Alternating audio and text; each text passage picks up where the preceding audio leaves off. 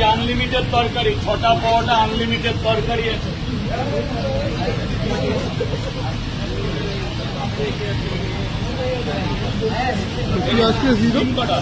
কি দেবো বলুন বলুন? পেঁয়াজ দেবো, পেঁয়াজ। ঠিক আছে, 50 টাকা দেন, 50 টাকা ডিসকাউন্ট দিই। আপনি থালাই দেবো, কয় টাকা? কি কি দেবো বলুন? ওই তো 3টা করে পাওয়াটা। এরপরে ভাই